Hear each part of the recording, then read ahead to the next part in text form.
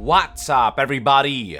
It's Young here with a Bethesda Softworks press conference discussion video. So they hosted their E3 2016 press conference, and the first word that comes to my mind is disappointing. Not that all the content that I saw was bad or anything, it's just there wasn't really that much to it.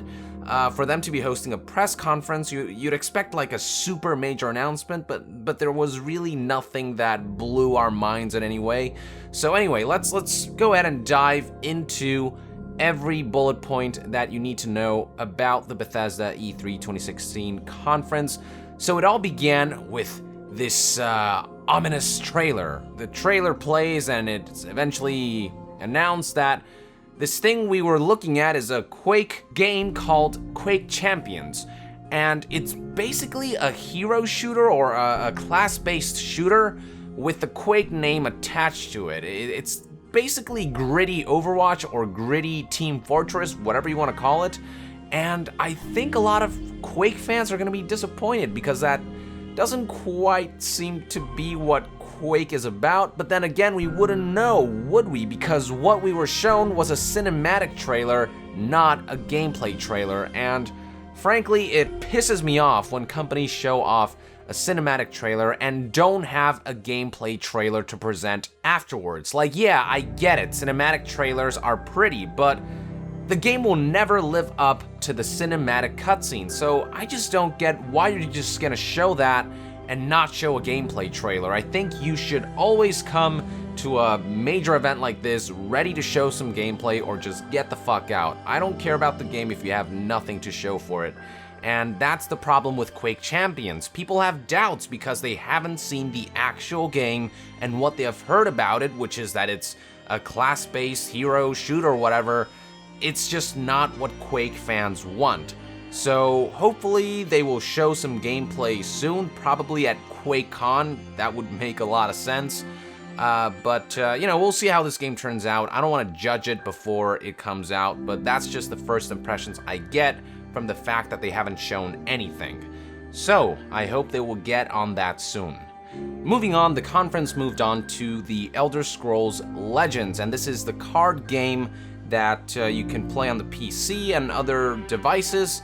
And it's cool if you like this kind of thing. I'm personally not interested in it, so I didn't really care much for it, but basically there's this new campaign and they showed off a trailer for it, and that was pretty much it.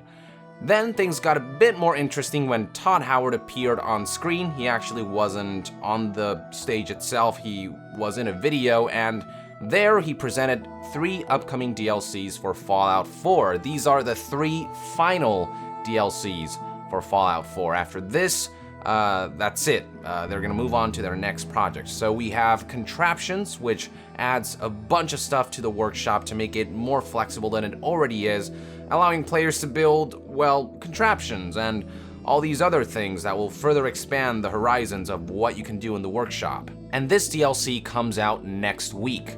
The second DLC also expands on the workshop, except you can now build your own vaults, and that actually sounds really cool. This is called the Vault-Tec Workshop. And by building vaults, you not only make homes for people, but you can also use them as experiments or something. That sounds pretty hilarious and fucked up, but it's just something you can do in this DLC apparently, although they haven't showed much footage of it, so hard to say what that exactly means. And also, Todd Howard stated after the conference that this DLC will have some story to it. It'll expand a bit upon the lore behind the vaults and stuff like that.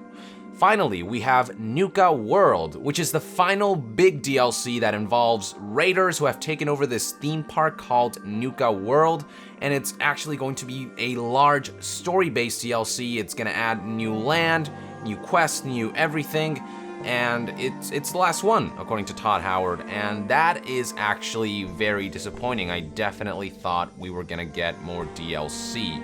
I know we got a lot of cool workshop stuff, but I think a lot of people are into Fallout 4 for the lore, for new quests, for things that actually add to the core game. The workshop is sort of a secondary thing in my opinion, and I think Bethesda's taking the easy route here. Like, it's easy to expand upon the workshop. All you have to do is add stuff that people can then use to build their own stuff, whereas, you know, like these kinds of big DLCs actually require a lot of effort and manpower, and to find out that we only get 2 of those, Far Harbor and Nuka World, and I guess you could also count Automatron, although that was kind of a shorter DLC, but still, the fact that we get so little of them is still pretty disappointing. I expected at least 1 more big one, but oh well. It is what it is, nothing we can do about it. There was also very little footage shown of the DLCs, so hard to say exactly what to expect from something like Nuka World, which is supposed to be huge and add all these new things, but I'm sure we'll get a trailer of it before the DLC launches. And this trailer will probably announce the exact release date. Then they showed off some new content for Fallout Shelters, which is also coming out on PC apparently, but I don't really care much for that game. It's that fun little mobile game that you can download, and it's a fun little diversion, but not the core Fallout experience that many Fallout fans want. Then Todd Howard began talking about Skyrim, and yes folks, the definitive edition, or the special edition as they call it here, has been confirmed. It is a remaster of the original Skyrim game, and the biggest change that we can see right off the gate is the visual. It's got higher resolution, it's got better lighting, and some sharper textures, new shaders, new rendering techniques, what have you, just some great visual enhancements for console players who couldn't mod their game like PC players. Now, on top of the better graphics, console players finally get mod support, similar to Fallout 4. And if you ask me, this was probably the one reason why they remastered the game. It was probably mostly for console players who wanted to mod their games, and they wanted to make some profit off of that and offer them that opportunity as well. I'm not saying that them making money is ill intent, but I'm sure it's part of it, on top of the fact that they can finally offer this service to console players. After all, the PC version has all the mods you need. I mean, the game looks way better on PC fully modded than it does on this remastered edition in its vanilla state, so this is kind of unnecessary for PC gamers, but what's cool is that if you bought all of the DLCs for the original Skyrim, if you have the Legendary Edition or whatever, if you have the whole package, the full Skyrim library, then the Skyrim remaster will be free, and this only applies for PC gamers. Console players, regardless of which DLCs they have or don't have, they're gonna have to pay for this game, but PC gamers who have all the DLCs will get this for free. So that's kind of a cool move by Bethesda. I'm glad they did that to at least compensate for the fact that PC gamers don't need this quite as much. Moving along, Arcane Studios came in and showed us a glimpse of Prey 2. And Arcane Studios, for those who don't know, is the studio behind the Dishonored series, but they have a separate team working on this game, Prey 2. Now, I personally haven't played the original Prey, so I couldn't tell you if, how good this looks compared to the original game, but Prey 2, when I saw it, actually looked pretty compelling. The graphics actually look pretty damn gorgeous, and the premise is pretty interesting. They described a guy who wakes up in a space station in the year 2032. You're the key subject of an experiment meant to alter humanity forever. But then things go wrong, the space station becomes overrun by an alien threat, and you're being hunted. And then throughout the game, you'll discover your character's past, and you'll also have to survive on board while using tools that you find around as weapons. And there was talk about mind-bending abilities and all this crazy shit. It sounds really cool. I'm actually kind of looking forward to this game. Bethesda then presented another FPS, Doom, which came out not that long ago. They talked about some new snap map stuff that's incoming, and snap map, for those who don't know, is the level designer in Doom, which is really cool. They talked about some new modes, and these will all be free. Now, they are releasing some new paid content in the form of DLC, and it's called Unto the Evil. And it's basically a multiplayer DLC. It's got new maps, new demons, new guns, new equipment, etc. But it's disappointing that it's not an expansion to the single player and that we have to pay for more multiplayer stuff, more maps and stuff, instead of paying for more of the single-player awesomeness. So that's kind of disappointing, but you know, it is what it is. If you like the Doom multiplayer, then you can go ahead and consume this extra bit of content. The topic then shifted to Elder Scrolls Online, and all they announced was that the Dark Brotherhood DLC is coming to consoles. They also talked about something called One Tamriel and something about all characters automatically being leveled to the content in the world, which basically means that the world is completely open after exiting tutorial. There's no longer like all these level restrictions in terms of where you can go and what you can do. You can actually go and do whatever the hell you want, as long as you know that, you know, if you go to a really high level place, you'll probably get massacred. But that's really cool. They're opening up the game like if it were a single player Elder Scrolls game, and that's actually kind of exciting. But other than that, not much else to write home about. The topic then shifted to VR, and they announced some kind of Doom VR tour on the show floor. I believe this is E3 exclusive, but they also announced that Fallout 4 will be coming to VR in 2017 for HTC Vive. And that's actually pretty cool. Hopefully by then, VR will become more mainstream, just cheaper, the technology will get better, and I would freaking love to play Fallout 4 in VR. That sounds like a cool experience, and I'm definitely looking forward to seeing more of that.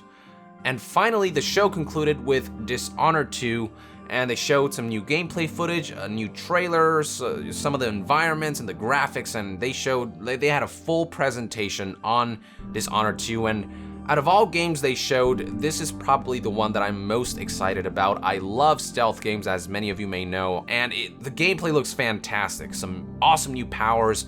The environments are way more open, the levels are just bigger, a lot of verticality, just dynamic weather and stuff. Like at one point, there was like a sandstorm, and that contributed to obscuring the enemy's sight. Just all this crazy stuff.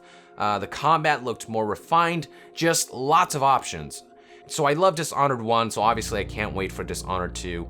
It's going to be releasing on November 11th, 2016, and there's also a collector's edition that you can pre-order now that comes with a replica of the Corvo mask, as well as the ring that the female lead character wears.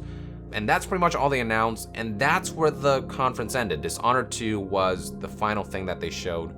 So again, I think they showed a lot of cool individual things, but the overall conference was pretty disappointing. I mean, there was nothing there that really blew us away. I feel like a press conference was sort of overhyping what Bethesda was willing to show during E3 2016. I think just releasing the trailers and the gameplay footage, you know, online would have done the job. I don't think this song and dance of the press conference was needed. And the fact that Nuka World is the last Fallout 4 DLC, and that they chose to remaster Skyrim instead of Oblivion or Morrowind, stuff like that, further puts a damper on what could have been, I think, an excellent conference if they would have just had more mind-blowing content, stuff that people just didn't expect.